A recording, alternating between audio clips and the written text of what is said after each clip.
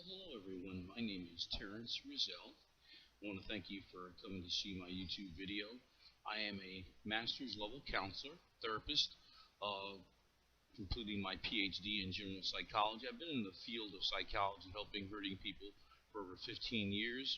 I started off working as a pastoral counselor and realized that people's problems were deeper than my ability to help them, and realized that I needed to do more training. So I went back to school, and here I am today. I've worked with people for a very, very long time and seen people overcome insurmountable challenges. Human beings just have this tremendous way of overcoming challenges. My topic today, as you looked at my thumbnail, is why I keep dating losers. Many times we have a problem where we're trying to find the right person in our lives, but we find ourselves continuously finding the same type of individual over and over again. An individual that harms us, that hurts us, and so that gives to us, they continue to take. And we keep dating this type of individual over and over again. And now we become confused. We're asking ourselves, why do I keep finding the same type of individual? Well, that's the question we're going to answer today. We're not only going to answer that question for you, we're going to give you some practical steps to help you walk right out of this type of problem. Okay, so first, we must answer this question and look to this, which is the hardest. Now, everyone is going to, at one point, find someone, a low-quality person. That's just going to happen. There's enough low-quality people to go around, and you and I are going to find them one way or another. The issue is that when just about every single person we choose is a low-quality person, well, then we have to look at this and ask ourselves a very hard question. The issue is not why these individuals are finding me. The issue is why I'm continuously finding these individuals. I'm choosing them. And unconsciously or either consciously, I'm choosing them, and I have to find out why.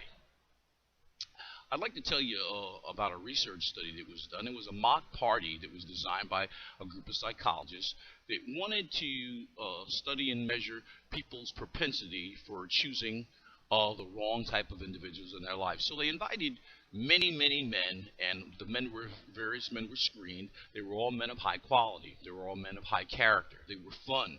They were financially stable. They had all the qualities that would cause a person to choose them as mates. And then they had two men that were known to be of low character. And then they invited two women that had a propensity and a history of choosing men of low character. This party went on for hours and hours all night. And at the end of the party, guess, in this group of 500 males, top quality men, guess who the two women left with? You guessed it, they left with the two low-quality men. Out of all these men, these great men, they found these two individuals. Why is this? Why do some of us have a attraction to people with low character? Why do we have a propensity to continue to choose these people all over again? Well, first we need to explore what's really going on with me. Why do I do this? Well, we tend to give ourselves what we feel to deserve. And oftentimes, we've heard a message. At one point or another, we come to the conclusion that we don't deserve a quality person. We don't deserve to be loved. We don't deserve to be treated right. And we give ourselves exactly what we feel we deserve. So, this is a big issue in this and a big cause for this. It's an issue of how we see ourselves. It's an issue of what we think about ourselves. Do we really believe we deserve to be loved, to be cared for, to be treated with dignity and respect? Or in choosing these people, are we punishing ourselves somehow for something that we think that we've done in the past?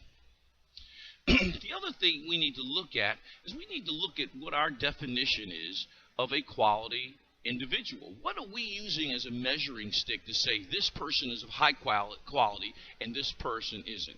Well, one of the first truths that we learn, and oftentimes takes many years for us to learn, is that it is not outward material things or qualities that make or bring a person value. It's inward qualities.